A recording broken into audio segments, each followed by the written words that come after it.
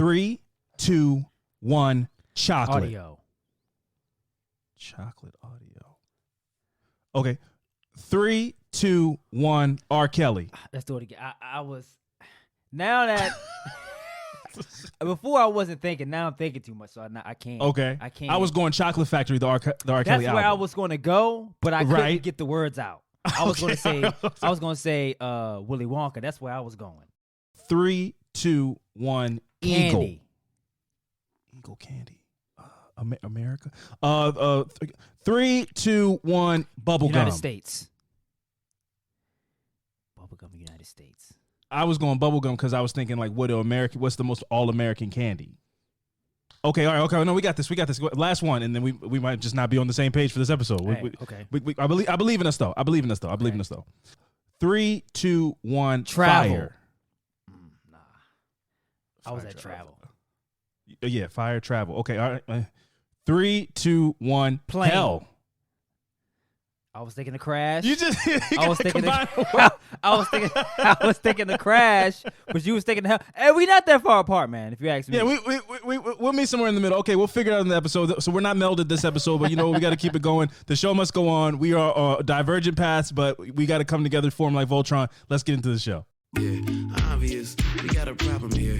And it's more than just Alvin streaming Punisher. When life begins to suck, who's reporting it? Luckily, you got two friends who you won't forget. Coming live, Alvin and Fran on survival. Laughing non-stop, case drops on a cycle. Louder than intrusive thoughts off an iPhone. How they make the world seem bright with the lights off. AFs, it might as well stay up. Lies being told like that dinosaur BS. Magnifying glass to the ground if they don't see us. Having the time, roasting your favorite pizza. Bougie ain't an option, it's the wage. Make it to the grave, have moving to the place. You already know when they take the case. Laugh the pain away, it's affirmative murder.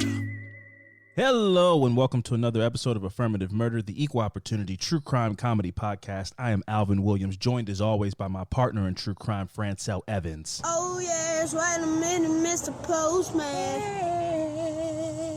Yeah, man, I'm the mailman. Can't you tell, man? Gonna post on. What up?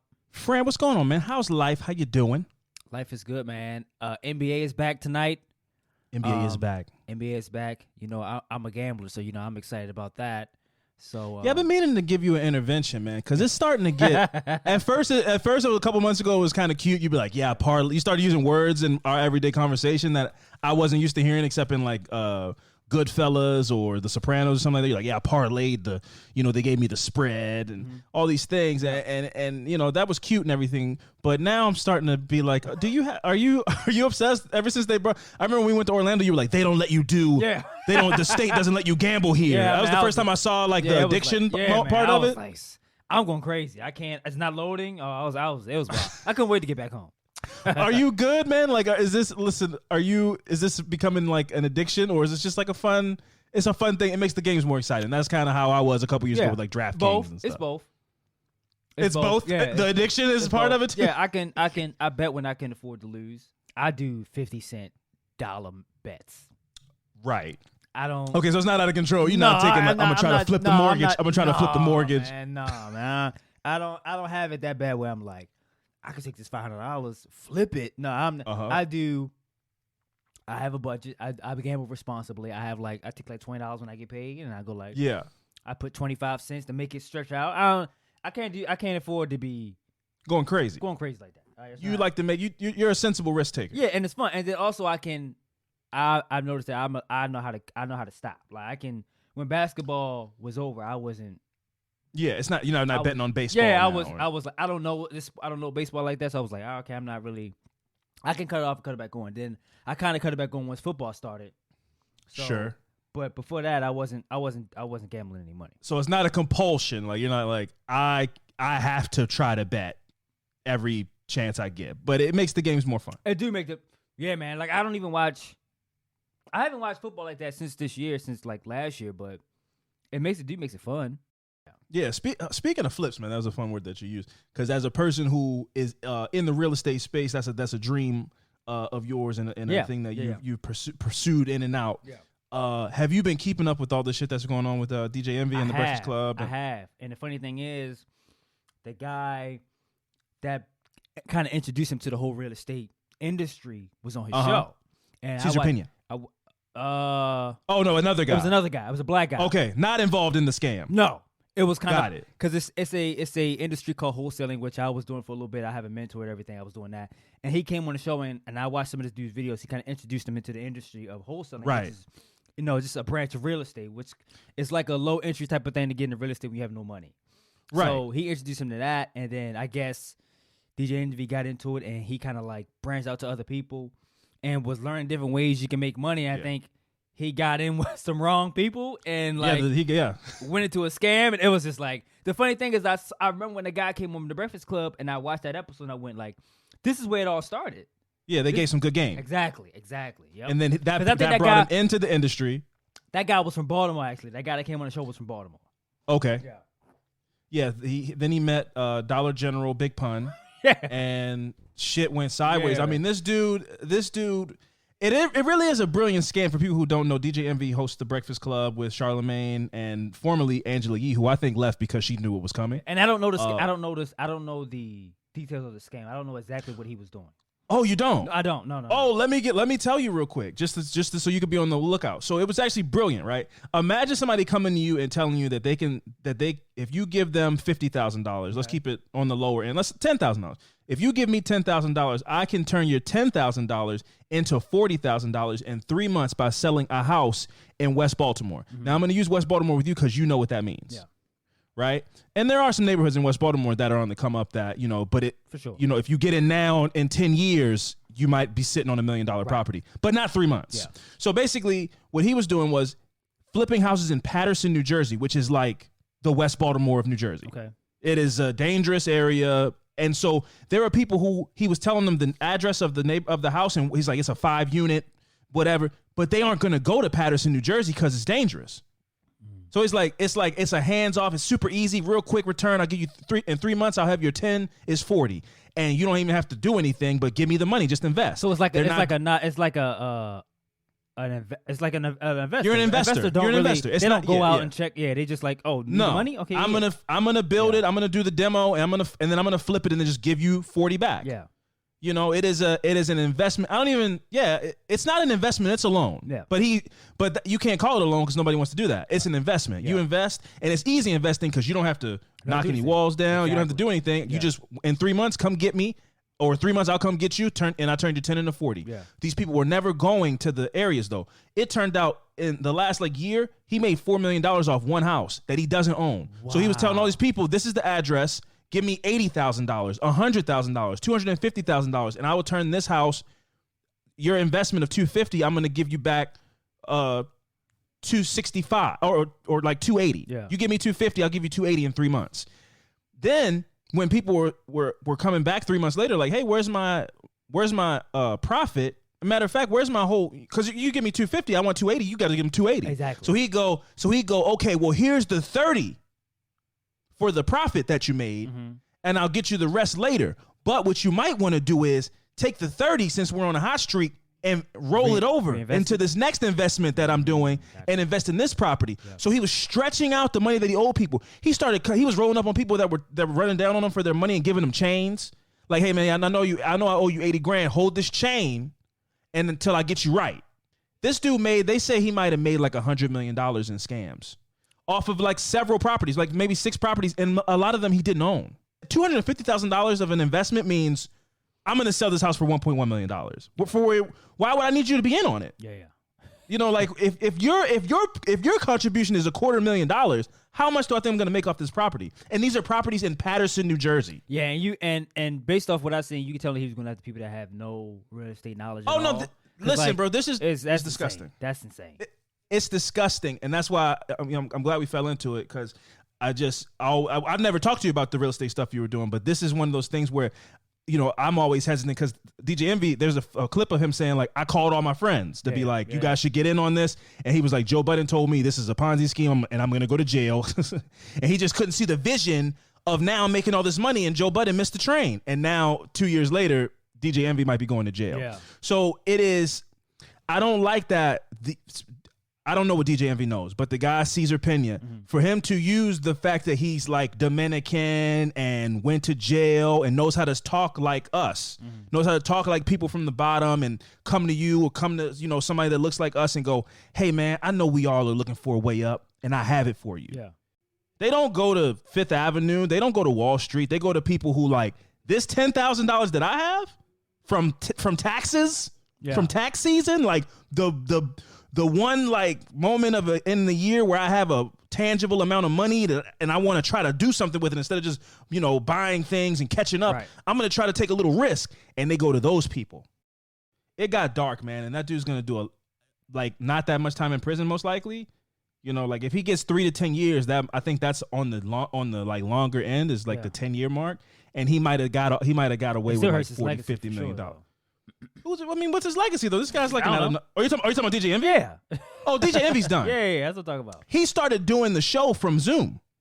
Wow. I don't think they'll fire him because if they fire him, then the media company that he works for, I think they'll keep the show going because if they fire him, then I think the company takes liability because you're admitting fault. Like you're admitting that you let somebody come on your radio, come on your radio program and spread lies. And I think if they let him keep working until he has to step down, it makes them not liable for his actions. Yeah. Because really, DJ Envy, regardless of if we know what he did or not, his only problem was, for whatever our audience is, if I bring somebody on here and I say, this is the best doctor in town, you should go to this doctor. He's amazing. And then people that listen to us start going to this doctor and he ends up killing people, that's on us. Yeah. Because they wouldn't have known about this guy if I didn't tell them about him and put my name on the line and vouching for him. I get that, but I still don't think that's fair. How would we know he had, malicious intent on what he was doing with, his patients? I get it, but it's like, how the fuck I was supposed to know he's around here cutting people's legs off? I didn't know he was. Well, he had an office next to him. So, and he wasn't just bringing them on the show. They were doing little skits. It gets, when you look into it, he's like standing right next to him, like, this is my guy. I saw the video. One of them had like, you buy the tickets to our seminar, we give you like a free chain. We giving out chains. And it said trap. The chain's the nastiest part of it all. When I saw this video, if we saw the same video, when he popped open the box, it said, oh, both of them are going to prison. Yeah. The chain says Trap Star. Yeah. No, it says Trap Lord. Mm-hmm. And then he put it's a red X and like, I don't know, ruby diamonds over the trap. And then it says land over top of trap. Okay. So it says like trap, X'd out, landlord. Yeah. I said, oh, you're going to jail. Because now I know exactly who you're trying to market to. Yeah. You're trying to market to people who don't know jack shit about anything. They want they want to make money. They want to have on. They want to make some money. Buy a nice chain, and just are like, what? I can fall for something easy. You're saying you'll take my 10 and turn it to 40? You're here. Yeah. And it's crazy because like once I heard the story, I go like, oh, I can already know what type of people he was going after. Any lender that I've met or talked with, it was like, oh, okay, well, show me his numbers, and it's like, okay, well, I'll meet you at Go check the property out. The spot. There's no. That sounds. You gonna flip? You gonna make me $30,000 in 3 months? Okay, well, here, just wire the money real quick. The people he was going after was trying to make some money. On their last, like you said, they got a little bit of lump sum they got where they can kind of invest in a little bit in something and kind of flip it and do better for themselves and family. And then they was just, that's fucked up. And man. don't know anything. Fucked up, man. Yeah, man. Yeah. So it's super gross. And I hate that, a lot of these situations, whether it's real estate, stock market, there was, Stock X, any of these things, they target people that are like barely hanging on. Yeah. And tell them, hey man, listen, take religion. I don't want to get too deep, but the church. You go to some of the worst neighborhoods that are in your city, and you might not see too many grocery stores, but you're gonna see a lot of churches. Yeah. So, and that's by design, because people who are desperate seem to be the most liberal with the money. Yeah. Especially if you come with a dream. Yeah, man, I just think that's dark. That's dark. That's just like with sports gambling when you go like, oh, I have $50. Now I can turn this $50 into, I can hit something big. It's a sure thing. It's a long shot, but I can turn this 50 into $50,000 if I get my picks right.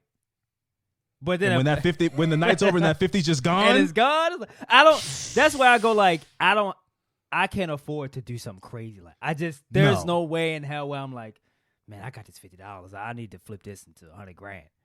Yeah. Once that shit is gone, that is it. There's no. I mean, that's why the windows don't open in Las Vegas, man. Because listen, if I fly to Vegas, my mortgage is $1,500. I go, I'm gonna put the $1,500 on. I'm gonna turn this 15 into $3,000, and it's gonna turn my whole life around. Never. When they spin that fucking ball on that thing and your number doesn't hit and and they just take the chips. That's gone. Oh, when they take your whole life, like all the money you have in the world, and they just go up, you lose, whamp whamp, take the little, and they just take the chips. The little scooper hook? thing. Yeah. When they hook the chips, it's something so painful about. I couldn't imagine that being all I had in the world, and I tried to make a play.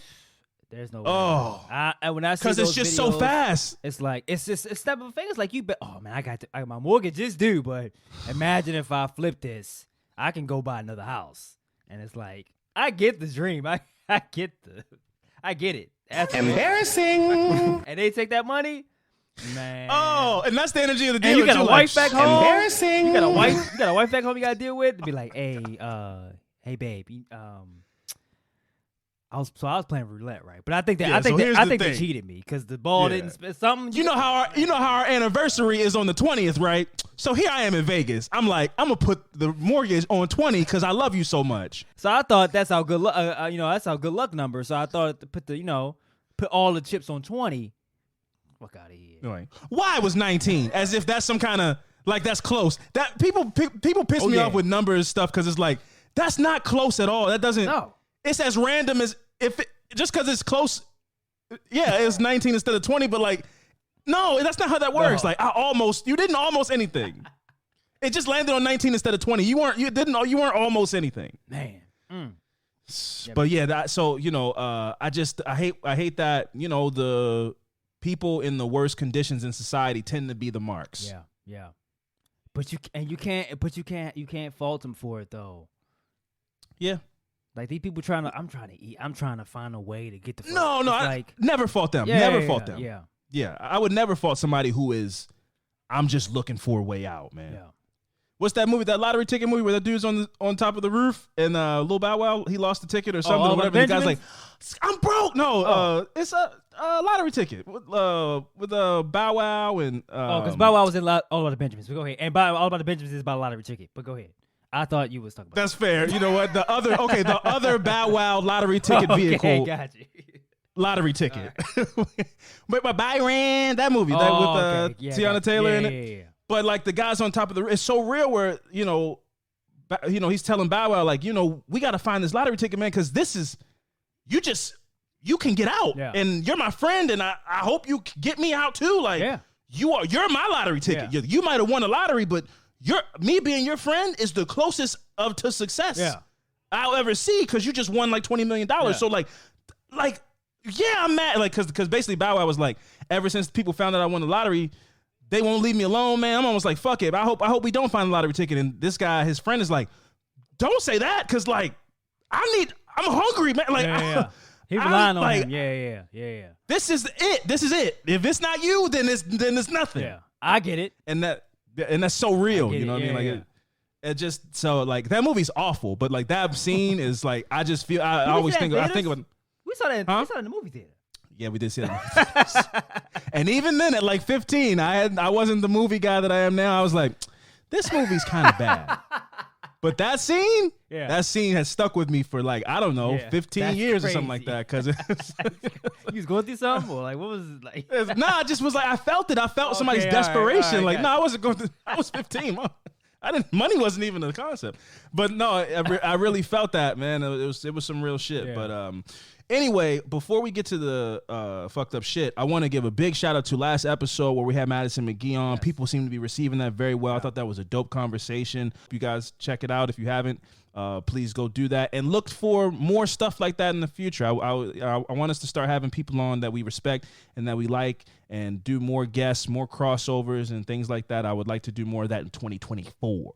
But let's not take up any more time because, Fran, this episode has been a long time in the making. This person has been very much a part of my life for the last year. This story has been a big part of my my YouTube algorithms. Yeah. And so I'm very excited to get to it. So what we're going to do is we're going to take a quick break. And when we come back, we're going to get into some fucked up shit. So stick around.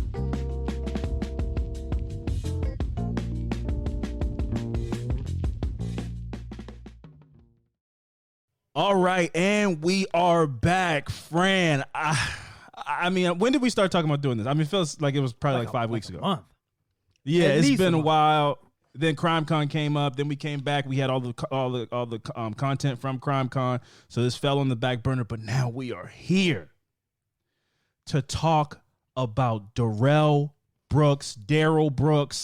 Still not really sure. I've heard him say both, and I've heard him not complain about either. And as people who may have done this know, during the whole trial, he wasn't answering to anything. Yeah, he was saying that wasn't his name, no matter how you say it. I think it's Darell. Fran, just how do we prepare people for this who don't know? What were your thoughts, man? I've heard you talk about it so much that I knew about what the incident that happened. Yeah, that was the big story, but as far as the trial, I saw bits and pieces, and I heard you keep talking about it. I was like, went to your house, you had like the video on pause. This was like, it's like last year. It's like last year, and then, like you still watching it and shit. And then we go to CrimeCon, you like knew the guy that did the videos. I met the guy from Law and Crime. Oh my God. I don't get fanned out, but I had to go shake his hand because I've just watched him on my TV so many times. Right, and I'm like, okay, well, since I didn't look into it until we agreed to do the story, I was like, I didn't realize how nuts this guy was. But for some reason, I always thought that this guy, it reminded me of another. Was there another case where a person did the same? Ronnie Coleman. Oh, that's what it was. Okay, that's the one I know was Rodney. That's the one that I would go like, that's funny to me because his hair was all crazy and that was nuts. That was nuts. To me, he's Ronnie Coleman on steroids. Ronnie Coleman had like one moment that was insane and viral or whatever. Darell Brooks has so many of them that you can't even call it viral. The whole thing is just viral because it was insane. Yeah. But Ronnie Coleman, it's giving the same thing. Right. It's giving, but self-representation. Yeah. So it's giving do it myself. Once I got a chance to kind of do some research, and I go like, man, I see why it was so entertaining to you. I'm not really a trial court guy. Same. But I get why it was so entertaining to you, and like it put this huge smile on your face to like talk about it and to watch the video, and now we're doing the story. So like, yeah, man, I get it now. I get the hype now. I get it for sure. It's just the single-handedly the most arrogant thing I've ever seen. Like representing yourself, period, which I will get to obviously when we get into the story, but representing yourself with no background in law. And to do it the way that he did it specifically, both of them, let's give Ronnie Coleman that big piece of shit because they're both big pieces of shit. Let's give them both these big pieces of shit their props for the way in which they did it, which was very like, you guys don't even know the law. You know, like there were so many moments in Darell Brooks' trial where he was acting like. I think that was more in Brooks' trial than it was in. Than Ronnie Coleman's. Ronnie Coleman was just like yelling. He was out of his mind. Darell Brooks is a lot more calculated and being like, that's the law, Your Honor. Like you aren't following the law, and it's gonna come to light. Like he had all these like almost like I'm gonna get the last laugh. Yeah. But let's get into it without any further ado. Let's get into the story of Darell Edward Brooks, who was born in Milwaukee, Wisconsin on February 21st, 1982, and was an absolute menace to society from his adolescence. From as early back as you can look into Darell Edward Brooks, he was a giant piece of shit. He attributes this to a story that is not unique in any way, but it's what he claims put him on the path that he ends at. Darell's father walked out of his life when he was around 5 years old, and his mother, Dawn Woods, put up with Darell and did what she could to raise him in the city of Milwaukee. Mm-hmm. I guess she would probably say she did her best, I suppose, but Darell showed signs of behavioral and authority issues at a very early age. So I don't know. I'm not going to come at anybody's. You know what? You do what Darell Brooks did. I'm going to come at your parenting. So I will come at her parenting. This guy never had a chance. No. I think that the real lesson here is that parenting's tough. Anyway, parents just don't understand. Yeah. You know what, man? You know what? There's no need to argue, Fran. Parents just don't understand. So I think Dawn Woods, especially when we get to the end of this story, Don Woods is to blame for a lot of who Darell Brooks becomes. Yeah. By the way, that name doesn't exist anymore. Like Darell? Don. Nobody's naming. Oh, Don? Yeah, Don is anybody who's named Don is at least 48. Ooh, probably like 50. My aunt is named Don. She's like 50, yeah. So it's 50. It's a 50 plus name. Sure. It's a very extinct name. Sure. I don't want to meet a baby named Don in 2023. I don't know where your head's at. It's like being a Shanice. These are just names that just don't. Shanice is not a bad name. These names. That's not a bad name. Shanice? It's not a bad name, but it's very like I was 27 in the 90s. Yeah. Don probably went back further than the 90s, but both Don and Shanice have gold bangle earrings. They got finger waves. Yeah. Like these are very specific women who I don't think exist in 2023. There is no Don and Shanice are not city girl names. No, for sure. There's not a young 23-something, 20-something named Don and Shanice. And if they are, we'd love to talk to you. Please email us at affirmativemurder@gmail.com. We'd love to hear your story and how you ended up with that name. Anyway, so let's get to the real fucked up shit, or like the beginning, the opening act of Darell Brooks' shitty life. So in 1999, at the age of 17, Darell was sentenced to 3 years probation for causing substantial harm to a person. He sliced them in the face with a box cutter or a knife of some kind while in a fight. So from 99 to 2005, Brooks committed several petty offenses that violated his probation and landed him short trips for correctional facilities until in 2006, when he was found guilty of statutory rape of a minor and conceiving a child with Erica Patterson, who was 15 years old at the time, while Brooks was nearly 25. So super gross. And there's a lot of, based on, I haven't been able to get a definitive story, but based on some of the things Erica Patterson said and a lot of the things Darell Brooks said during his interrogation, I think he was some kind of wannabe pimp situation, and he met Erica Patterson and then started running game on her or whatever. In his mind, he was doing some player shit, but she was a 15-year-old kid and he was a 25-year-old man. Gross. And he ended up impregnating her, and he was found guilty of that in Las Vegas or in Reno, Nevada. That's and just a sneak peek into ahead of the program. That's one of my clips. Oh yeah, no, it's that might be the quintessential. That might be the quintessential clip. So we definitely got to play that one. Yeah, no, for sure. He posted bail, which was set at $100, and a bench warrant was issued because, that's apparently, I guess if the bail's $1,000, then you only got to pay 10%. Oh, so okay, $100, yeah. So they issued a bench warrant because he skipped the hearing and didn't show up to court for the statutory rape charge. Following his conviction, Judge Patrick Willis gave him a 2-day prison term and a fine that he never paid. So, he ended up getting convicted and serving out the prison sentence, but just never pays anything. So now he's always having these warrants and can't go to this town or has to leave this town because if he gets arrested, he's going to have to, if there's a reckoning. He always has all these reckonings and he just runs from them, But I mean, like, what do they expect you, how do they expect you to pay these fines over time? Like, how does that, because like, you got to at least call, it's like, and I'm out of jail, I don't have. It's like taxes, bro. It's like you got to call and you got to put something on it. You got to set up. You can't put on my criminal tab or my jail tab. Yeah, no.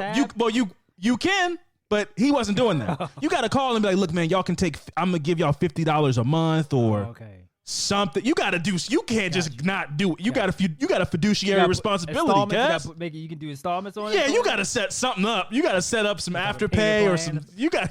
Yeah, no, you got to set something up. You got to do a Klarna payment plan. Yeah, you got to do the Klarna or something. You can't just be like, I'm just not gonna talk to him and never talk, and I'm never gonna pay him either. Because guess what? Warrant, run. I'm gone. I'm out. Yeah, and now that was his thought. I was like, guess what? Ain't nothing faster than a Pume, and he gets the fuck up out of there. You know what I'm saying? Like you even the bank account can outrun the Pume. You ever heard of meet? Fucking run. Yeah, he's like, yeah, pay to the order of me, and it's like a hole in the wall that's shaped like him, and then he never came back to Reno, Nevada again. That's his logic. Like, I just won't go back to Reno, Nevada. What, he gonna come get me in Wisconsin? No, I just won't go to Reno anymore. That's logic to me. There's so many states. I just go to one of the other states. I get that. But he was crossing off state. He kept getting in trouble in all these different cities. It's not gonna be too many places you can be able to go, man. You keep running. Eventually, Eventually, the shit is gonna catch up to you. Like, it's 50 states sounds like a lot, but when you keep running through them and doing all this dumbass shit, you're like, well, man, can't go to Sheboygan anymore. All right, Cross it off the list. Yeah, it's like the whole map is red. Can't go to Maine. You're like, oh, yeah. So, like I said, he's never paying these fines and these all these things, and he just skips town. And after several more years of petty and violent crimes, including everything from felony strangulation and suffocation to giving false identification to police officers during a traffic stop. Like, he just is doing everything. He reminds me a lot of his sporadic history reminds me of, sadly, rest in peace, DMX. He was the biggest thing on the planet, doing double platinum in 1 year, and he was a drug addict.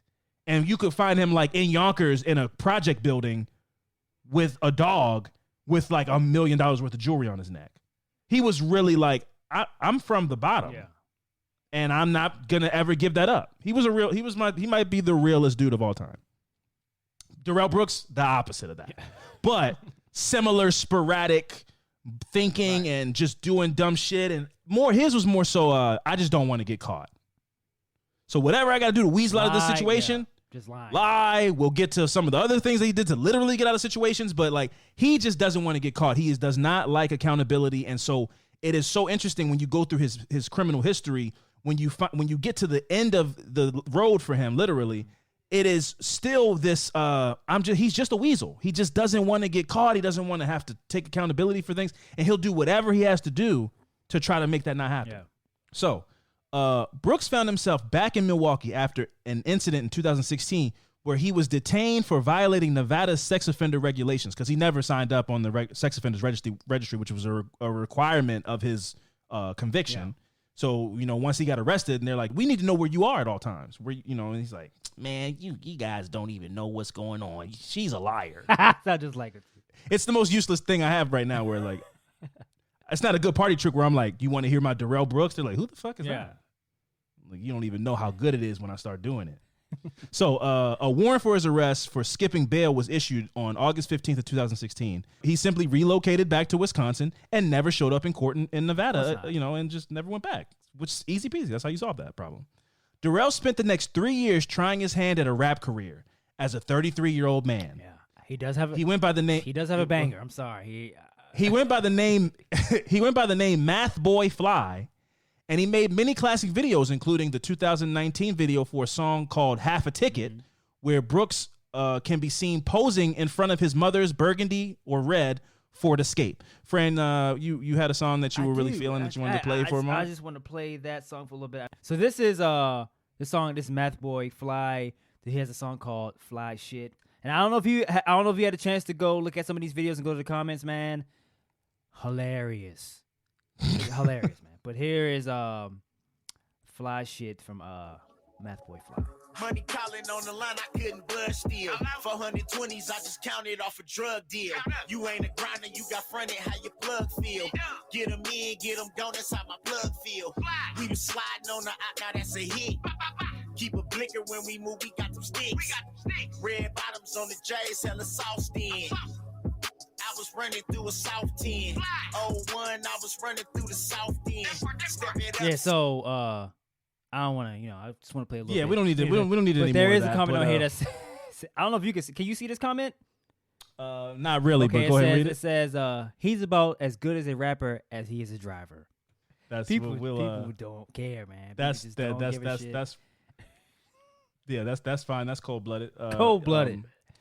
So he moved back, he relocated back to Wisconsin, and he started making going all in on his rap career, which I'm sure he was doing music before then, but when he moved back to Wisconsin, this is when he really tried to, try his hand and started posting things on YouTube, like what Fran just played Fly Shit. It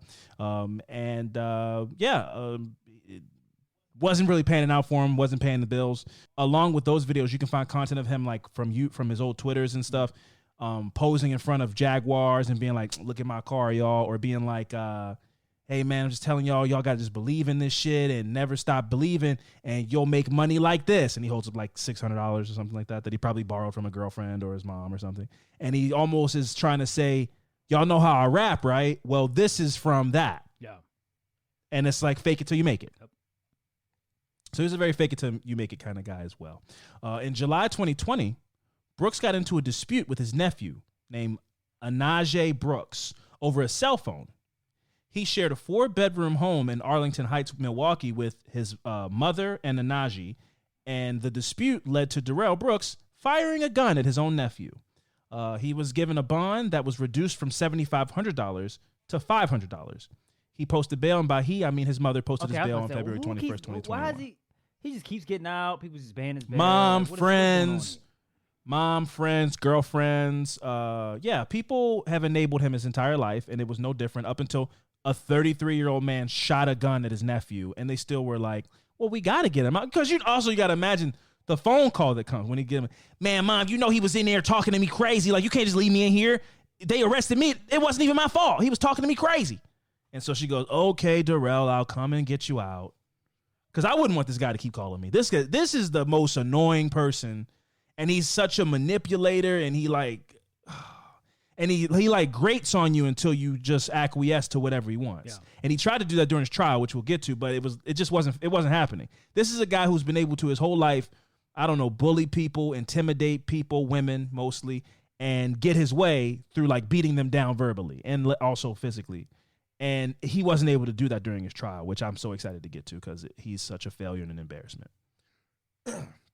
So, shortly after posting bail, he was arrested again around the beginning of June of 2021 on domestic violence allegations, this time in Union City, Georgia. So he just is jumping around to these most random cities in these states. He's in Union City, Georgia. He's at a hotel, which is more like a motel, like a pay-by-day motel, and he's there with Erica Patterson.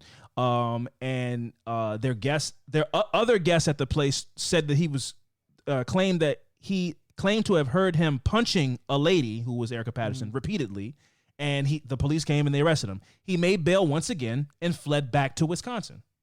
So again, when you get bailed out, you still have charges. Yeah, they're just out until trial, right? Yes, yeah. Yes. So you have pending charges. He has pending charges in like multiple states, multiple cities in the same state. He's a piece of shit. 5 months after this incident on November 2nd of 2021, he was arrested after he was accused of punching Erica Patterson, the woman who he impregnated when she was 15 years old. Wow. And he was also accused of intentionally striking her with his car. His mother, Dawn Woods, posted his $1,000 bond, a move that she later came forward to say that she regrets. You don't regret any other ones? I mean, like, you keep letting him out, and he keeps doing things that get him arrested again. Like let him sit and maybe let him ride out a trial one time. Yeah, let him sit for a little bit, and it's too late now. So we're now in November of 2021. Earlier in the month, he has been accused of striking his girlfriend, child's mother with his car. Mm-hmm. And now, we're starting to get to the day in question. Darell Brooks' life of being held unaccountable for every reckless action and being bailed out of his punishments, both literally and figuratively, by flaws in the bond system, which, I don't have the knowledge to address, but it clearly is a problem that, there is I'm not saying I'm an advocate for 3 strikes, but I feel like you should be able to have your bond revoked if you are a repeat offender who is not learning lessons. Especially if it's a petty crime again, like it's a petty crime, you're not allowed to just go back on the streets because you're gonna run. Yeah, I feel like he's demonstrated that enough times where it's like, don't let him bond out because he's just gonna flee. Raise the bond. Yeah, I just feel like there was a flaw there. Why? Because his past criminal history. Not because of the how drastic the crime was. Yeah. Yes. Like, I'm not saying domestic violence is not a big deal, but he's been arrested for that before and he's been able to bond out. So it's like, if he has a history of this, raise the bond up or revoke the bond and let him ride out a trial. But again, I don't have the knowledge to understand why that would happen. But this is a guy who's been getting in trouble since 1999. Yeah. It's 2021 now. It's 20 years of offenses. In and out of prison, in and out of states, fleeing, bench warrants, open warrants. Maybe the state need the money. I don't know. Maybe he keep paying. So I guess, he keeps throwing these $500, $1,000. Like, who are we to turn money away? You should be the criminal justice system is the problem. You should be. It's your job is to convict people on crimes, and then they keep bonding out and fleeing. So clearly there's some kind of flaw in the bond system that he was exploiting. It wasn't intentional. It just is. It's not like he found some loophole, but he's exploiting the fact that they're offering him bond and he can call and beg his mom for money and then she bonds him out. But he's also manipulating the people around him who are paying their hard-earned money to bond this guy out. It's like throwing money into a fire, honestly. Like bailing this guy out is like taking your money and throwing it into a fire. I would much rather invest my money with Cesar Pena than to bail Darell Brooks out of prison. I would much rather. It's less risky to invest your money in a scam than to bond this person out of prison. It is or jail. It is literally a waste of money. So, and his mother, Dawn Woods, is at the top of that list. So all of these things culminated in one tragic event. On November 21st, 2021, a day that started like most days in Darell Brooks' life, this day started with him being a piece of rancid garbage. Darell Brooks started his day by taking the car registered to his mother and driving from Milwaukee to neighboring Waukesha, Wisconsin, which is about 25 minutes of a drive. Mm-hmm. He arrived in Waukesha to see Erica Patterson, who earlier in the month he was arrested for after assaulting her and physically attacking her, both with his person and his car. And also from that night, a protective order was issued, so he wasn't even supposed to be around her. So this guy just wakes up on the wrong side of the law every day. He's like, what can I do today that's illegal? Now, also keep in mind, like, what can I do today that's illegal, man? Let me pretend that I work for the CIA and get pulled over, or like, let me just go steal something like innocuous just cause I can do what I want. But it's also important to, in the case of Erica Patterson, this is a young girl that was abused at a young age, tied to this man for the rest of her life because they had a child together. Yeah. And, so he's able to manipulate her in a lot of ways. But one of the most fucked up things that he did was he convinced her to move to Wisconsin, because she was homeless, struggling, and he convinced her, like, come move to Wisconsin. My mom will let us stay with her. Let us stay with her. She moves out there. They're sleeping in the car outside of the mom's house because the mom doesn't have room in the house.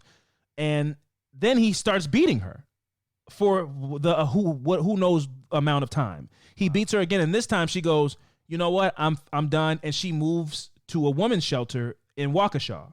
Yeah. But she's only in Wisconsin, no family, no nothing, because he convinced her to move up there. Because he promised her he'd be different. It'd be different. We got stability here. My mom will help us out. And so he ends up moving her out there, gets into a fight, and she's now staying at a women's shelter. And now they've been arguing all morning on November 21st, 2021. And he decides, you know what?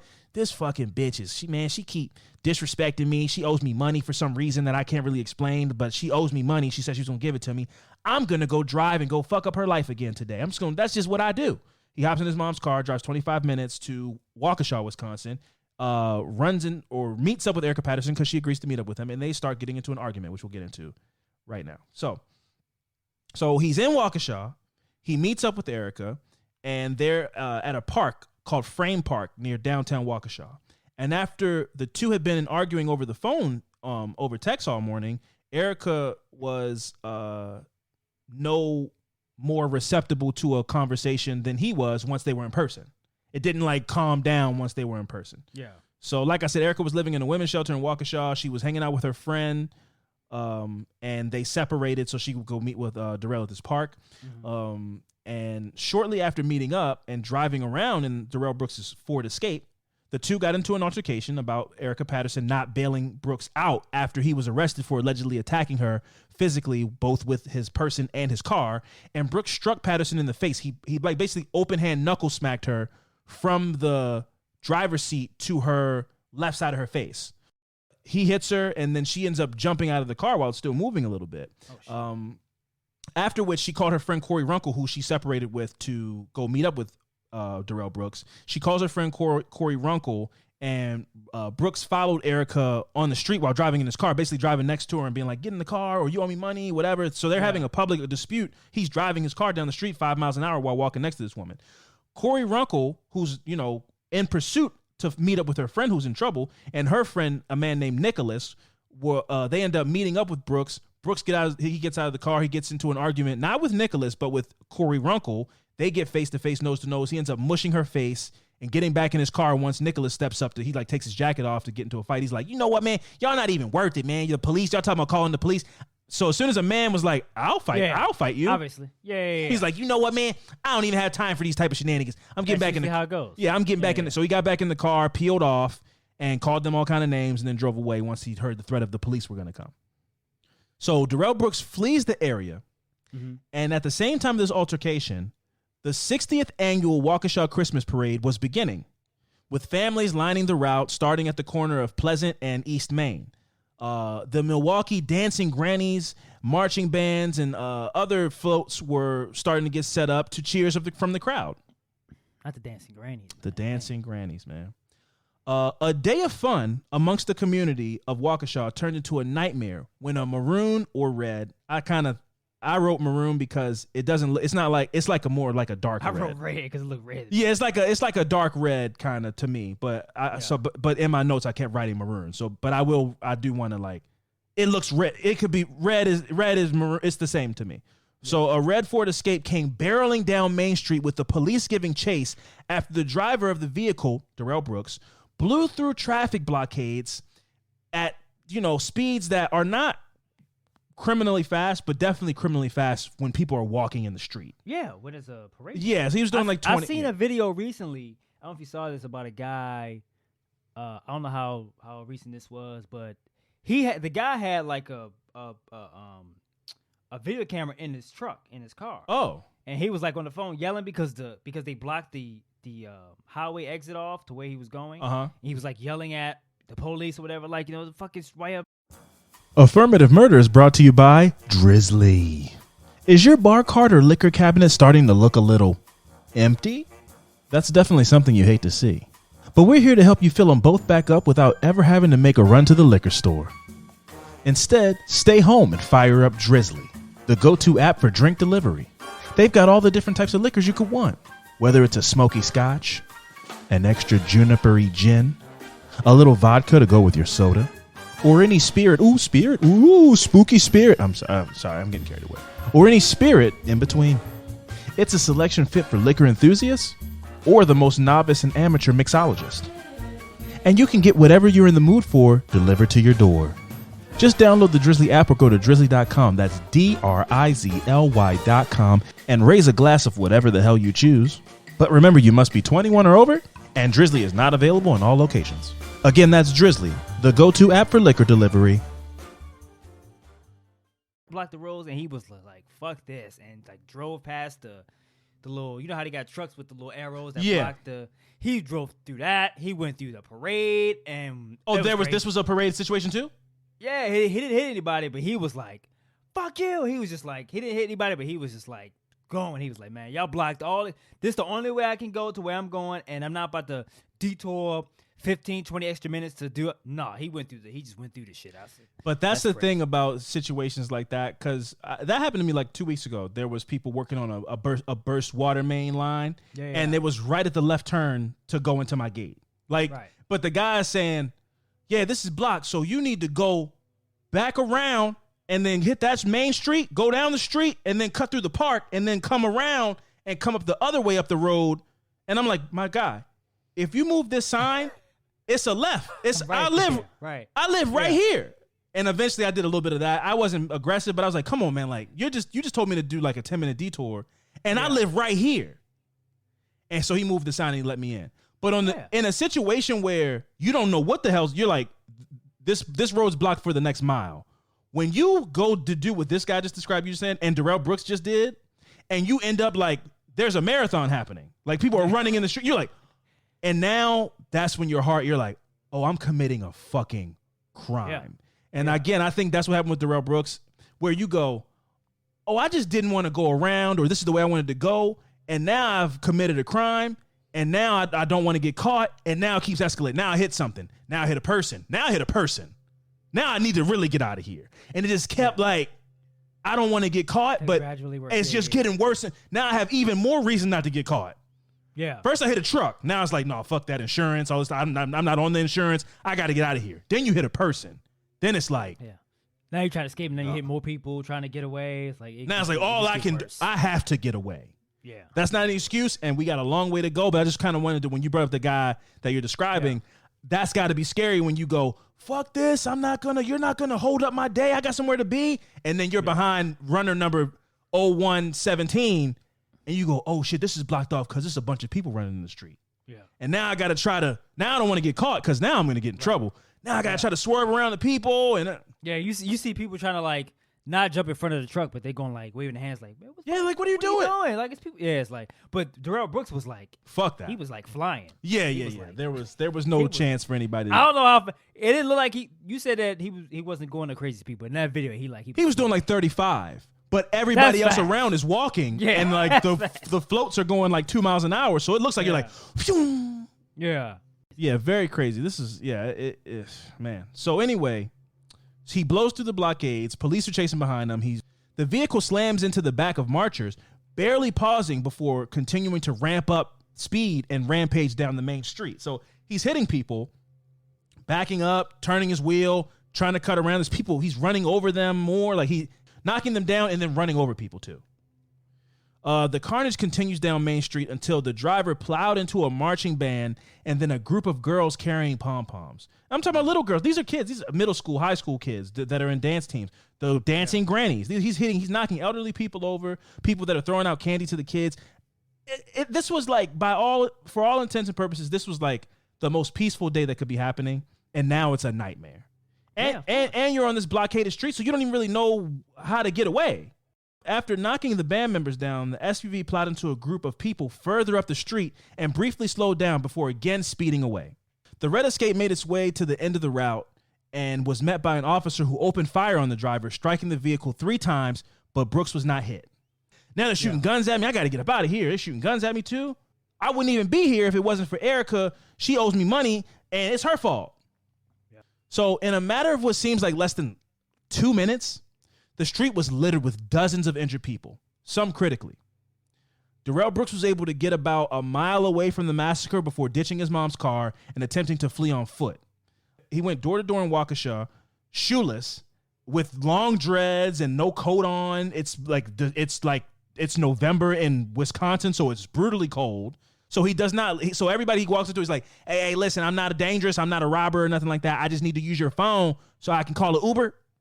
So he kept. So that was like his whole thing was he needed to get the fuck up out of Waukesha, and he was talking to his mom, asking her to call an Uber, and then needed other people's phone because his phone died, but it wasn't dead. He left it in his car. So he needed to use somebody else's phone to call his mom to tell the Uber driver where to meet him. I mean, people don't know, but he committed a crime. Yeah, exactly. And it's like going. And I'm not saying you should profile people with dreads, but dreads, no coat on, it's 20 degrees outside, no shoes on. Something's not right. Like something's up. Like I'm like, that's crazy. Yeah. So he was going around door to door asking people if he could use their phone so he could call his mom. So Darell Brooks ended up being apprehended at a man's house. It was actually the guy's really nice. He ends up testifying during the trial, and this was just hours after the parade attack. He was arrested and brought in for questioning, and this is a thing that we talked about off air that I wanted to make sure I just wanted to contextualize. So it's important to contextualize that the state of the country at the time of this situation was a state that we haven't come much further, but it was at a height in 2021. So this story made national news headlines. And the prior summer in Wisconsin, Kyle Rittenhouse had shot a protester in Kenosha, Wisconsin. And earlier in 2021, we saw the Capitol riot, which, I'm sure for a lot of people who saw that and that incident of violence, it brought up the conversation around domestic or white domestic male terrorists. That was kind of the hot button issue of 2021. Like, first there was Charlottesville, these racist white dudes, they're angry and they have guns and they're committing terrorist acts in the United States. What do we do about this? And so when Darell Brooks does this, it was almost this moment, an opportunity for whataboutism from the right, where people and it didn't last long because the truth came out not long after. But when it was just, I remember specifically on Twitter seeing videos of the car running through the parade, and they're like a black man has been apprehended. We don't know what happened. People were going, see, black people commit domestic terrorism too. And this was an all white parade in Wisconsin. He's black. He must be some kind of Israelite, black Pan-African, whatever, and so they were saying, you guys want to talk about January 6th, but see, it's everybody, all sides. That's what they try to do with this incident. And so I think it's important to contextualize the fact that, no, Darell Brooks was just a coward. Yeah. He had no allegiance to any kind of terrorist group. He had no beliefs other than because they try to go to his Facebook page, see if they can pull stuff off of there. Yeah. Saying he's what was it? Israel? Was it an Israel? Something like a black nationalist, basically. Yeah. And some type of extremist and all kinds of other stuff. And Yes. And during his interrogation, I like the cops. They set him up beautifully. But this guy's so dumb. But they set him up beautifully because they ask him those questions, and it's the realest thing that he says. I don't have it because I didn't clip it. But basically, they go, so how do you feel as a black man in America? Like, do you ever get mad about white people? He's like, nah, man, never, man. My mom would kill me if she ever caught me doing any kind of racism or we didn't get down like that in our family. We always believe like you should get judged off your character and your content and this guy had been lying through the whole interview, saying he didn't drive cars, whatever. And that was the most honest thing that he said. Really, the point is there was no method to this. Yeah. He just didn't want to get caught. Is the most important thing. So I thought that was important to contextualize that, like, this wasn't some racially motivated attack. Right. He just is a coward, and he was a rat in a maze, and he didn't want to get caught, and he just started making lefts and rights and speeding and ran over people, and he just wanted to get to the end of the maze so he could get away. But yeah, that was the way they tried to frame it, as this, like, this was some kind of hate crime on this parade of white people. Yeah. And me going into all this explanation, do you think it matters? Do you think this was good? This was important to contextualize that it wasn't that? Like, it matters, right? Yeah, I think it matters. Because if we don't, I feel like even if you don't know the story, people like, I could have done the same thing. If you told me this story, and I would have been like, oh, was this some racial shit? Was he trying to like hurt white people? Or, that's why when I asked you because when he went into like his mom didn't tolerate him doing racial shit. I don't know if that was true. Right. Was his mom white? Was his dad? Like, what was it that his mom, she probably was just a good person. It was like, that's what I mean. I think, shit. Yeah. Right. Or it was just like, my parents are biracial. I'm biracial, so yeah. Yeah. So like, I'm biracial. So like, that wasn't something we believed in or something like that. So that's why I asked. No, I think either one of his parents, white or black. I think it just was one of the 5 lessons that his mom gave him in his entire life. It's like, don't steal, which he did. Don't hit women, which he did. Yeah. Racism is bad. He wasn't racist, so it's like, it's like that one stuck. You got 1 out of 5. That so it's like he had to follow one of them. That one stuck. Well, that none of that had to do with crimes. He's like, I mean, listen, I'm trying to hit this lick, so I'm gonna steal. Fuck my mom. Yeah. But like, one thing I won't do is treat somebody a special, particular way based on their color of their skin. My mom taught me better than that. Do whatever you want, just don't be a racist. Yeah, so like I'm saying, I say all this to say that I think the story was initially boosted by that tension in the country, and I also wonder if that possibly tainted the jury pool in any kind of way. Not that it matters, like he did something wrong, but if the jury thought that this was just like a black terrorist, maybe the death penalty is on. I don't know if they have I don't think they have the death penalty in Wisconsin, but I'm just saying, I don't know if it matters if the jury pool was tainted, but I mean, Darell Brooks, he thought it mattered, and he tried to use it to his defense many times. Yeah. It didn't go anywhere, but I'm just saying, I say that to say, I don't know if he was wrong, but I don't care. Maybe everybody on the jury was looking at him like, you fucking racist, terrorist, Black Lives Matter, fucking what. Maybe they were looking at him like that, but like, I don't really care because you killed 6 people, and the video says everything I need to say. He was guilty they caught him on video. Yeah. With the window down in the car, running people over. So and you in here acting like a nut. So it's like, and on the cherry on top is you are not doing anything to redeem your character in front of in front of this jury. So maybe there were some racist people on the jury, but I don't think it swayed anything. So this incident left 6 people dead and over 60 people injured. Not to mention the trauma on the town that this attack left on the city of Waukesha. And his motives are kind of irrelevant, other than the fact that I think his biggest motive is, I would not be here if it wasn't for Erica Patterson, which is so. You're not taking accountability. It's who he is as a person. Like, he plays this domino effect game in his mind when he doesn't realize he put every domino in. You can't play dominoes without setting the dominoes up. Yeah. So he's like, well, if I wouldn't have drove to Waukesha, I wouldn't have gotten in a fight with Erica. Then I wouldn't have drove the car through the parade. But it's like, well, you got in your car. You got in an argument, you drove there, you hit her, she got out of the car, you then stormed off angrily and then drove through a parade. You did those things. And he can't really it'll always be, man, because women, man, they, try to do everything for her, try to, give her a better life, and she does this to me. Like, as if she drove the car. Yeah. And I don't think he'll ever see it any way different than that. So, on February 11th, 2022, Brooks and his attorneys pled not guilty to all 76 charges stemming from the Waukesha Christmas Parade attack. So, Fran, let's talk about professionals versus amateurs for a second. We both agree that professionals are necessary, right? Yeah. You would rather somebody who has experience in putting brakes on your car, put your brakes on their car, than somebody who is going to do it for cheaper but has never done it before. Absolutely, yeah. The legal system's no different. It's so fucking complex. When you talk to people that have passed the bar and the amount of case law and history and things that you need to know, both locally and then like federally, navigating that, being able to formulate a defense for yourself can be so difficult, especially when you have not a single drop of background in criminal law. And so you'd have to be a complete idiot, I would think you would agree, to try and go at it alone. Especially if, like I said, you have no background in criminal law. And it's also important to note that when you decide to represent yourself pro se, you don't get there's no defense team, which I don't know how fair that is. It's interesting. This case has made me think about so many things. What do you mean you don't know how fair that is? Well, okay, if you are the prosecuting attorney, or if you hire a legal team, they get to have They have co-counsel. They have all these things. Now if he had money, he could get researchers and those kind of things. But he cannot confer with people at his table. No. But I don't think that should be granted to you either. No. But like why? But like it's such a but why not?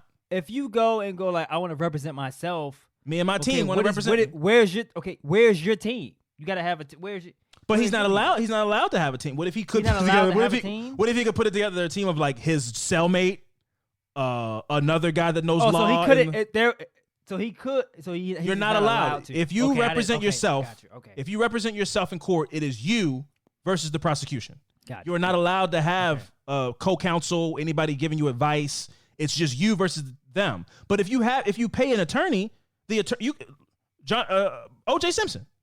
Yeah. If you hire an attorney, it's 7 lawyers. Yeah. Well, maybe you got to have like documents for that. Maybe it's like maybe you know what I mean. Like you have a permit. Maybe those things are involved. With like this is a business. Yeah. An established business, and they pass the bar. Yeah. Exactly, reputable and a professional, and you have a team. That's all goes in with the law. You have a law team, not somebody that comes in here and go like, I want to represent myself, and he comes in here with.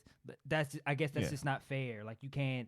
Well, it probably makes a mockery of the court. I don't really know, but I don't know because you're like my cousin Craig. One time he beat a speeding ticket, so I want him on my team. This is my dream team. Yeah, backs to each other and shit. DeMarcus boosted over 17 vehicles in the New Jersey area and never served a day in prison. They fucking come on there. Like a football game where they like it's like their name and then what school they went to. Calvin Thomas. Rikers prison, second degree assault. You're like, what the fuck is it? Yeah, I know everything about assault case.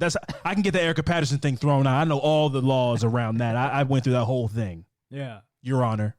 They all got shirts on that's like tuxedo best man shirts, but like make it look like it's a t-shirt with the suit on it. It's crazy. So I guess that's probably why they don't let them. You don't get to have a self-representation team coming in. Nah, man. This is not a joke, man. This is not like a. Well, he did his best. He did his best to make it a joke. It's like a bit. Fucking all these people who's not professionals. They all have criminal history. Yeah, coming in here trying to represent a friend they know. Like now, if I was a prosecution, I would go sure. Because this is a cakewalk. This is an easy dub for me. Well, this is a layup. this is a layup. That they said so many times. We'll get into it. So anyway, there were some things that he had counsel before he decided to represent himself. It was short-lived, and then he asked to represent himself. But like I said, the legal system is just so complex, man. That it's just crazy to try to go at it alone. But one thing that his counsel was able to do was they tried to request a change of venue because they didn't feel like he would be able to get a fair trial in Waukesha. That was not allowed, and they requested a new judge. That was allowed. And so they successfully got a new judge named Jennifer Darrow, who ended up being the judge for the trial. But they did request a new judge. I guess they thought that the first judge was biased, or they were able to prove something. Or I guess you can request it. It doesn't have to. I don't even know how much you have to prove, but you can go, we want a different judge. Yeah, and which I think she played a big part in why this court case was so entertaining. Well, she's brilliant, and we'll get into that. Because she did something really brilliant that people were attacking her for, but it all was a part of the plan. So Jennifer Darrow becomes the judge of the trial. And she was also looking out for his best interest sometimes. Sometimes she was looking out. Well, no, what she was doing. We're here. Jennifer Darrow is her name, and it may have looked that way to some people, and maybe it was. That is her job, though. That's her job to be the referee, you know. But what she was doing was she was preserving the record and making sure that he had no ability to request a plea based on any kind of habeas corpus down the line. He can't say they didn't let me speak. They didn't give me an opportunity to present my case. He can't say I had an unfair trial. She made sure when he was coming to court, everything he did, he was coming to court in his prison jumpsuit. No. I won't play that clip. Okay. Let's not. All right, so we're getting ahead of ourselves. But I'm just saying, shout out to Jennifer Darrow. I just want to say shout out to Jennifer Darrow. So Brooks then, after getting a new judge, he requested self-representation. After some deliberation, his request was granted. What came next was hands down one of the most insane trials in the history of law. I defy somebody to find a crazier trial than this. The trial then began on October of 2022. And Fran, this is my favorite part of the episode, where we are just going to play moments from the trial to kind of paint a picture for people who haven't seen it yet. We're just going to play some moments. Please, I know that there was one you wanted to play. If you would like to play that for the people, let's get into it. Well, since we was just talking about that one, I'm going to play that one because I do want to talk about that a little bit. So Jennifer Darrow, you know, like you said, was maybe you can kind of elaborate more on that, because I don't know too much what her strategy was. I just know that, to me, and based off this clip that I'm about to play, it seemed like she was kind of looking out for him at some points where it's just like, for it to be a fair trial and for you to have the best possible chance at maybe a 0.01% of winning this case. But that was what she was doing. You need to do these things to give you a chance. That's what she was doing. So play the clip, and then we can elaborate on that. Okay. Yeah.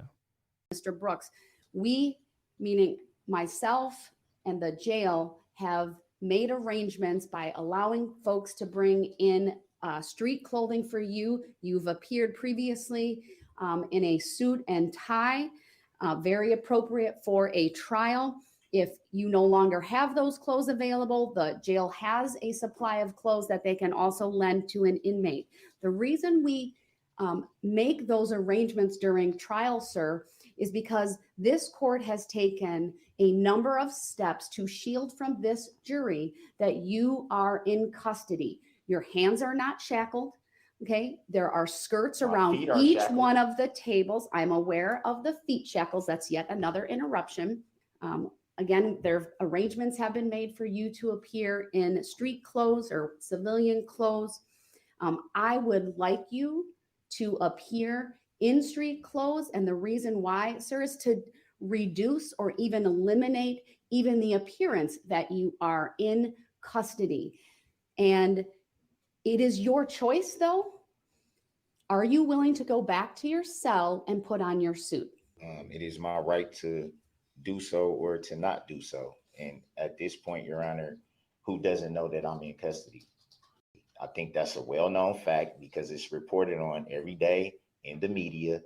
It's shown every day on the news where I am, what jail I'm housed in, and that I'm in custody. It's virtually impossible for anybody to not know that I'm in custody. So, again, she was trying to help him out. I mean, I don't know what else. Well, so just to give that some context as to what she's doing there.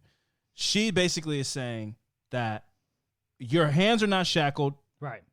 And we are giving you the opportunity to put street clothes on because we believe that if a jury sees you in chains and prison clothes, that it could be prejudicial to your defense if they already look at you as a criminal when they see you. Right. So to give you the best chance to, because a trial is about convincing the jury. Yeah. They even had little things where they were like, so his feet are shackled, and the prosecution had to ask if they could display like a whiteboard of some evidence. Yeah. And the judge was like, well, you can, but as long as you can do it from your table, because you can't walk up to the bench, or you can't walk up to my bench where I am as the judge. You can't basically you can't face the jury and walk away from your table, because Darell Brooks can't do that. Yeah. Because he has chains on his feet. Yeah. So it's like everything has to be fair. Like, you don't get to do something that he doesn't get to do that would make it obvious or make the jury see that he has chains on his legs, or that he is a prisoner in any kind of way. And so what she was doing there was saying, hey, listen, we're making it clear for the record that you're not in street clothes quiz. We're not giving you the opportunity to look like a human being who's not in prison. Yeah. You're making a choice to look that way. So you can't later on appeal say, come back and say, they prejudiced my defense because they made me out there looking like a prisoner. I didn't even get to look like a, it was made up. Their minds were made up before I even got to talk, because they saw me as a prisoner, which is probably what he was doing. And that's why he's being so combative about it, because it's like, and it even got to the point where she brought it up on several different occasions. And it got to the point where he was like, I don't know why you keep needing to say that on the record, that you're giving me the option. Because he started to understand what she was doing, where they were playing this game of chess, and he doesn't know how to play chess either. He's not a lawyer, and he's not good at chess. Yeah. So he started to see what she was doing. The guy is an idiot about his strategy, but he's not an But idiot. there's a strategy. Yeah. It's a dumb strategy. Right, but he's not stupid, I'm talking about as far as intelligent. He's not an idiot where he's like, where he cannot pick up on things where he goes like, oh, I see what she's trying to do. Yes. And I'm able to pick up on that. And I'm adjusting to it. Exactly. So it's the wrong adjustment. Yes. It's the wrong adjustment every time. Yeah. But he is adjusting. Yeah. He is everything he's doing is intentional. Yeah. He's not just like, that's what when you brought up Ronnie Coleman. Ronnie Coleman was just crazy. He's just crazy. There was no defense. He had no strategy. Darell Brooks was trying to throw as much flim flam at this trial so that he would get a mistrial. Yeah. He was trying to delay it, muck it up, muddy it up, and make it look so crazy that he was trying to get the jury dismissed, something.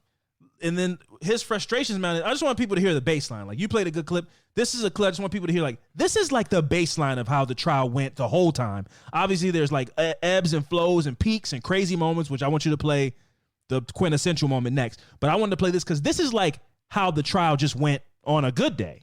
Put up in here. Don't even tell the jury the truth. Got no integrity whatsoever. None. None. Thank you, everyone. Please be seated. So the jury's present. He's talking like this in front of the jury. He's like packing up and leaving at this point, right? He's like thinking something. Oh no, he was putting his files away. I would like an update on whether Mr. Brooks filled out a subpoena for Don Woods and provided that to the state. Has that been done? I don't believe a subpoena is necessary. We had subpoenaed her, and she was under a state subpoena. So I know that at least some point she had notice, but our position would be, Your Honor, that we will not be responsible in any fashion for producing Miss Woods. Mr. Brooks talks to her on a daily basis. If he wants her here, he can produce her on Monday. Yeah, they ain't got to worry about that. So I just wanted to know, because I know a subpoena form was filled out. If I want her to be here, she's going to be here. I agree with the state that... Just know that. She could certainly appear. It ain't even got to be no arrangement. All I got to say is come. She don't come. That simple. Mr. Brooks, do you intend to call her as a witness? Because I'm directing you to have her here at 9 a.m. We said all that at the beginning, man. Like, I don't even want to be in here that much longer. Just do what you got to do so I can get up out of here. I'm tired of being in the courtroom that has no integrity whatsoever. How can you even call yourself a judge? Brooks, I need to make a record of I need to make a record too. You don't. When am I going to get the chance to do that? All right. I need to make a record. He's being removed to the other courtroom. He is yelling at me. He's not going to let me make a statement or make the record that I need to make. He hasn't sat down for the better part of 2 hours. All you want. You can hold me in contempt all you want. I'm not holding you in contempt. If it's criminal or civil, so I can hit you with you. I need to clear the courtroom because I do need to make. I'm gonna give you what you know is coming. I need him to go to the other courtroom because I do need to put some things on the record. The record should reflect the contract between you and I? Mr. Brooks if it's is criminal, yelling at me. What is the crime? He is. Who makes the claim? And what He is is. I will make the record when we get back. I will step off, but Mr. Brooks, you're being taken to the next Mr. courtroom. Brooks. Don't try to address me Thank like you. that, like we cool. You don't have no integrity. How can you even call yourself a judge? Making tacit agreements, being biased, judicial misconduct, trying to steal some. She's gone, by the way. She already gotten up. She already got up making tacit agreements, flim flam, jolly whopping. He just is saying things. He's throwing whatever he can at the wall to see what sticks, and nothing sticks. It is the craziest thing I've ever seen. It's insane. He is truly. It's not insane because he's trying to do something. And when he says there at the thing about civil or criminal, he just is saying things that don't make any sense. There's no legal basis for it. It doesn't even require any kind of defense from the prosecution or the judge. They don't need to like defend what their decisions are because he's just saying nonsense. And so that's kind of the baseline for. I just wanted to play that. But Fran, please, if you will, this is like the pinnacle. Yeah, the next clip. So this clip is where the prosecutor brought up. I don't even think he was going to go there at first. Mm-hmm. Until he was like, well, since you know it all, and like before that, he was like, he kind of like got in detail. Then you can tell that got him upset. You know, you play basketball, we play basketball, and you know how somebody's like, oh, all they know how to do is go left, and you can tell that kind of by how their feet are placed. Yeah. You can kind of predict what somebody's gonna do, and what Darell Brooks was trying to do, because he kept calling Erica Patterson back on the stand, he was trying to ruin her credit by being like, so you have 5 kids and none of them, you don't take care of any of them, right? You're an alcoholic, yes. Didn't you commit a crime? He was trying to ruin her character. And so what the guy did when you play the clip that he's going to play, he decided to get ahead of that to say, listen, he's up here clearly trying to disparage her character. And if he's trying to do that, then we need to say that he plays a direct role in her character because he got her pregnant when she was 15 years old, which kind of set the trajectory of her life. Yeah. That's so if any, yeah. Oh, yeah. So please, yeah. So yeah, if you will. He impregnated Erica Patterson when she was a minor in Nevada. And for doing so, he was convicted of statutory sexual seduction, pled guilty in March of 2007 to that felony offense, and is a sex offender on the registry as a result. So if there's any causation that would lead to Erica Patterson being a bad mom, Mr. Brooks has a direct role in that causation. And that's furthermore to that. I'm not because that's a lie. Let him At the end of the day, Let him finish. We're gonna open the door on that. No, since he want to make a record and not be accurate, so let's be accurate on the record. Since you think you know so much, Once so again, we can Mr. open the Brooks door is on. being We can loud, open the door on how old she told me she was. interrupting. We can ask that question He is too. Then over the Did you top ask that? animated Did you right know now. that? Mr. Brooks, I'm ordering you to sit down and to let the state No, finish. I'm not going to sit here and let somebody be inaccurate on the record and lie on the record. Right. Under Illinois versus Allen, I've warned him repeatedly. He's being removed from the courtroom. And you know what? Let me dial that back. We're just going to take an early lunch, 1 hour. We'll be back. And unless he brings that letter, and he can show it is inadmissible, he will not be questioned, and under 906.11, I will declare the cross-examination closed. Thank you, we're in recess, 1 hour. Get your facts straight. So let's open the door on all of it then, so we can get all of it on the record. Since you think you know so much. Everybody's gone. She's gone. Yeah. Did you know she said she was 18 when I met her? Did you know that? There was 2 moments in the trial that I feel like this was one that he blatantly tried to do some bullshit, and there's another one that I think he's responsible for. So at this point, he tried to show Erica Patterson some pictures, and he was saying, if I'm such a dangerous person and you are scared of me, then why do I have these pictures of our kid in prison? Because you sent them to me. But there was no letter or anything. So the judge asked, so she just sent you an envelope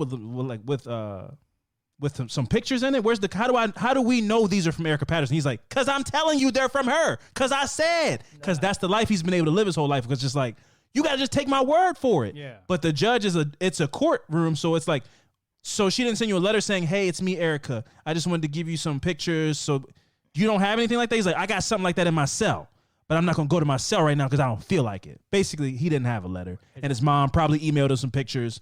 And then he was like, I'm going to say Erica sent these to me so I can disparage her character by saying, oh, how are you so scared of me? I'm so dangerous, but you're sending me pictures of our kids. And they won't ask for any other piece of evidence other than these pictures that I printed up off of Facebook. Yeah. And he was wrong. And so when they went, listen, we're not going to allow you to admit those pictures into evidence and say that they're from Erica Patterson if you don't have a letter saying Erica Patterson sent you those. Yeah. And he got mad. And then the prosecutor from the other side went, if he's going to try to disparage her as a mother, then let's put this into the context of it all. And then he lost his shit. Yeah. There was another moment in this where there was a Reddit post that basically kind of alluded to it being from a juror. Mm-hmm. Like they were saying stuff like, we hate Darell Brooks, and when we watch him in the courtroom, we go back in the back and talk about it. Now, when your stuff is sequestered when you do jury duty. You don't have your phone.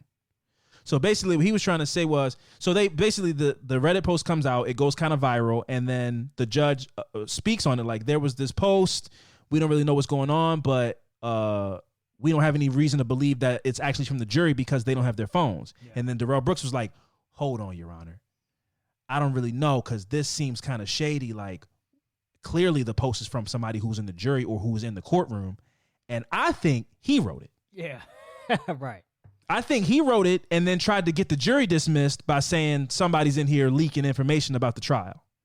He made such a big deal out of it. He kept being like, and I don't even know Reddit. I don't even know what that is. I never heard of it before, but I'm like, it's just scary what they're doing on these Reddit posts or threads, or I don't really know the language about it, but I just want to say I never have heard of this. Your Honor, clearly it wasn't you, and I don't think the prosecutor had anything to do with it, but I think that something's going on, and so I think that we should maybe, I would like to request a mistrial. He tried to ask for a mistrial because of a Reddit post. Yeah. And the judge was like, no. Like, he just thought it was going to be that easy. He thought he was going to find some way to say a loophole, and they were going to go, damn, well, he said Beetlejuice, so we gotta let him go. That was his whole strategy. Like, what are all the loopholes I could find? Let me just try one of them, and they gotta let one of these loopholes fly, and none of them flew. Yeah, none of them flew, Fran. So we could probably do this all day, but yeah, man. You know, do you have one last one or no? That was it. All right, I got one. All right, so this is the last clip that we play, but I could do this all day and have done it all day. Many a days in the year 2022, the year 2023. It's one of the craziest things I've ever seen. So this is Darell Brooks losing his mind at the prosecution because he feels like they're mocking him. I'm going to start asking every witness up here that they seem just to mysteriously now not have any cross for, have they been coached to answer the way they answer? Because well, you can't ask that, but you can ask them if they've met with anyone ahead of their testimony here today, which you've done with other witnesses. I find it very funny that these are their reports. And now all of a sudden you can, I saw the person in the car. But Brooks, I saw them reach for something. I don't recall what they had on. Mr. Brooks, there's no purpose for you saying this right now. Don't know what they had on.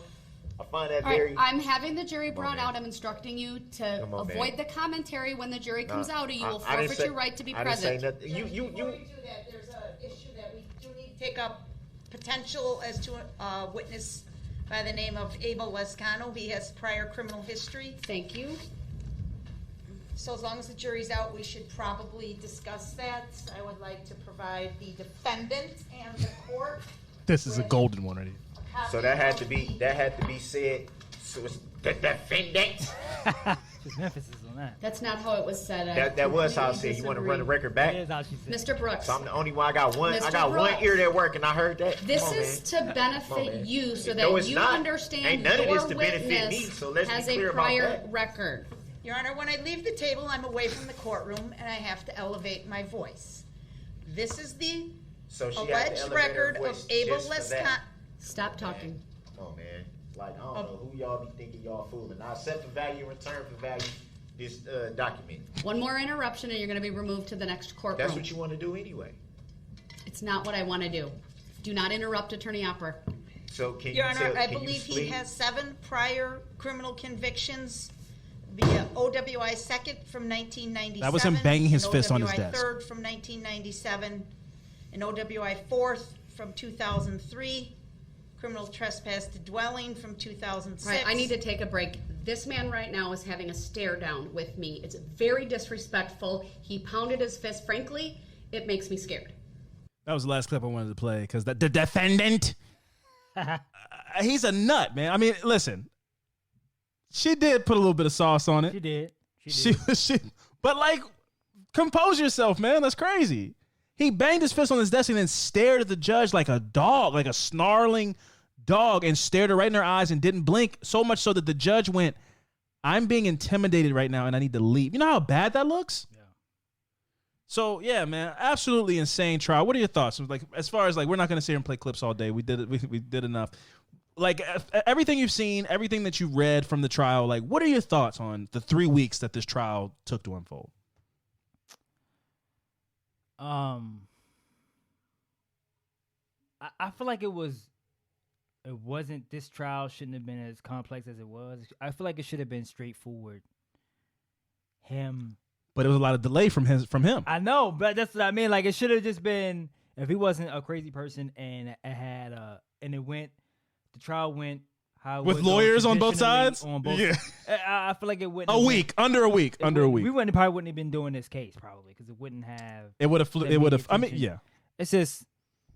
It was just a lot of extra shit on his part. I mean, I get it though. He was just trying to find any loophole that he could find, but the judge was too savvy for him to try to fucking. And she gave him the rope to hang himself. Yeah. That's why I feel like it's important to say, like, everything that we both saw, and I'm sure there were moments where you go, "Why are you letting him talk this long?"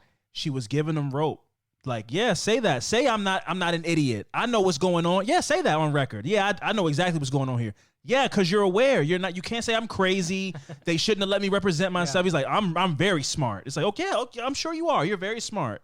She let him say all the stuff. There's not a thing that he could appeal this case on at all. He was not wronged in any way. If anything, he was righted. Like, he was righted. They let him do everything. And a lot of people took offense to that because, 76 people got injured and 6 people are dead, and they're letting him make a mockery of the court. But Judge Darell went, I'm going to let him get it all out. He's not going to be able to say, I didn't let him try anything on appeal. And she did that. And it looked messy, and it looked bad, and it looked like she was losing control of her court at times. But I think that every moment that she did was like, I'm going to make sure that there's not a thing he could do on appeal. And I think that that's what happened. So, I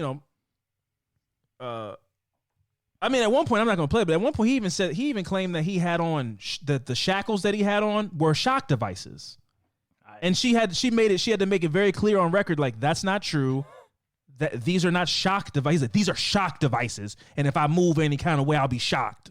And she had to put on record that that's not true. She had to clean up so much shit that he said. But in the end, Darell Brooks' self-representation gambit was a failure. The stalling, the outbursts, the subject matter jurisdiction of it all, it culminated in a guilty verdict on all 76 counts that he was facing, including 6 life sentences, one for each of his victims: Lee Owen, Tamara Durand, Virginia Sorensen, Jackson Sparks, who was like 7 years old, Jane Kulik, and Willem Hospel.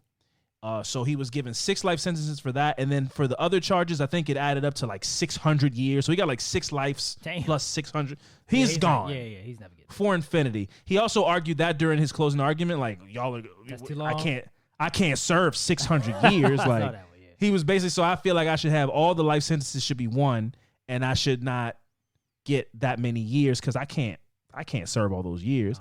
He was like, he just wanted that little sliver of like, he wanted some type of more victory. He wanted some type of victory that he can take. If he would have got 60 years, he's like, well, okay, that's 92. I could be alive still. He just wanted that. He just wanted something. And they were like, no, you're gonna die in prison. We're not leaving you a sliver of light to be like, well, 120 years. I mean, if I eat good, I could make that.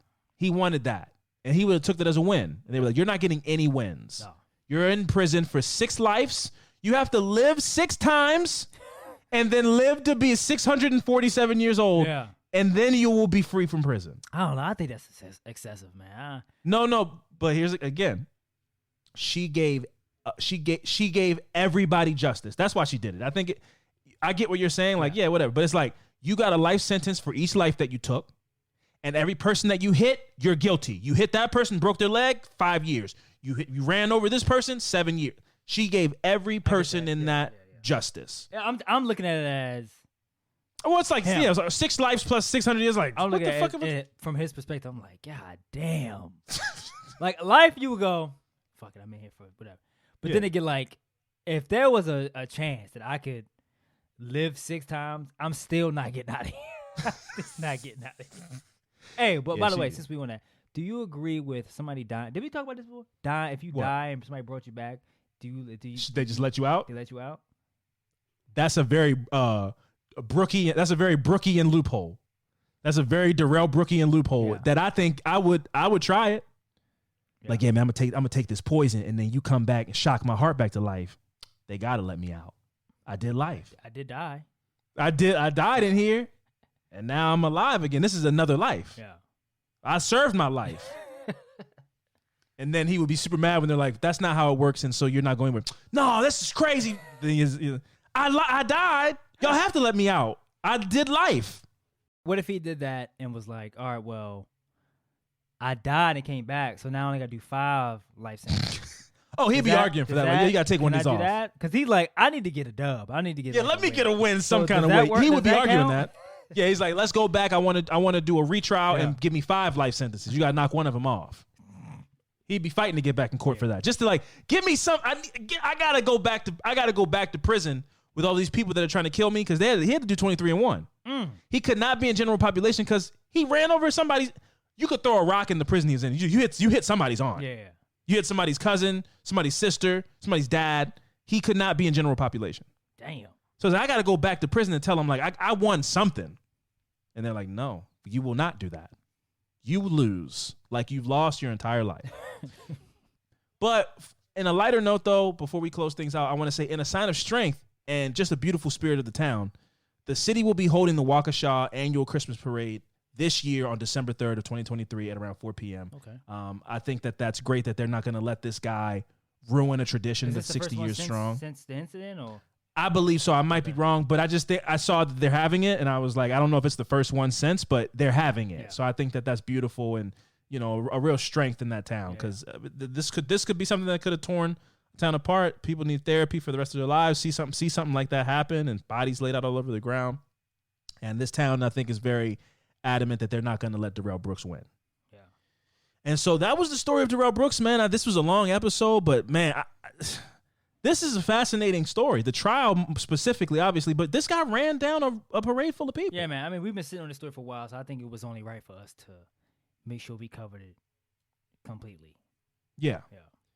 And so, this was one of the stories I've been the most invested in over the last couple of years. Like, as far as just the trial was so crazy, and I kept running the clips back, and I really got into this insanity of him representing himself in court. It was absolutely crazy. So yeah, that was the story of Darell Brooks. He will rot in prison for the rest of his life and many other lives to come. He is gone. He is donezo.